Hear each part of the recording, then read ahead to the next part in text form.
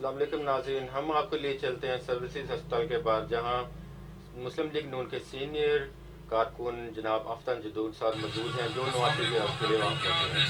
السلام علیکم صاحب بھائی، کیا حال ہیں؟ صاحب بھائی بتائیں، میاں صاحب کی طبیعت اب کیسی ہے؟ شکر اللہ پاک کا اور قوم کی دعاؤں سے میاں صاحب کی صحت جو ہے تھوڑی بہت بالکل امپروو کر رہی ہے، اور اللہ پاک کا شکر ہے۔ اور دوبارہ درخواست جو ہے وہ یہ جاری و ساری ہے کہ عوام جتنی بھی ہے وہ میاں صاحب کی صحت کے لیے دعائیں کرتے رہیں، اور بالخصوص آپ کے چینل والے بھی آتے کا نیوز لیتے ہیں، اردو کوریج والے، آپ لوگوں کا بھی شکریہ، اور اس پیغام کو زیادہ سے زیادہ بنائیں کہ عوام جو ہے نا صحت کے حوالے سے دعا فرمائے۔ آفتاب بھائی، آپ کو بہت بہت مبارک ہو۔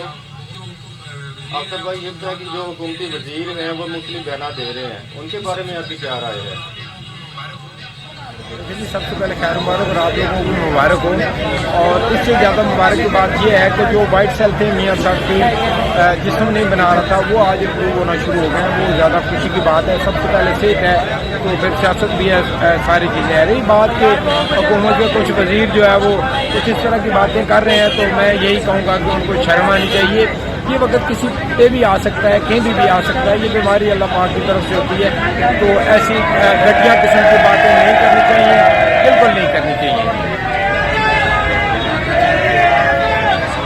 کیونکہ میں آپ کو بتاتا چلوں کہ میاں صاحب بیمار تھے وہاں پہ، تو وہاں پہ 3 سے 4 پینل انہوں نے بنائے۔ پہلے ایک پینل بنایا، گورنمنٹ کو یقین نہیں آیا، پھر دوسرا پینل بنایا، پھر تیسرا پینل بنایا، اب اسپتال لے کے آئے، آج کورٹ نے جو ہے وہ ضمانت بھی دے دی۔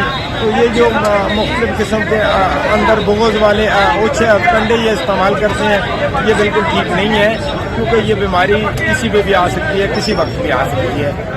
بہت شکریہ۔ ناظرین، ہمارے ساتھ موجود تھے جناب آفتاب جدون صاحب، جو کہ سروسز ہسپتال کے باہر تھے، میاں صاحب کی عیادت کے لیے گئے ہوئے تھے، اور اب تک کے لیے اتنا ہی۔ ملتے ہیں نئی خبروں کے ساتھ۔ اللہ نگہبان۔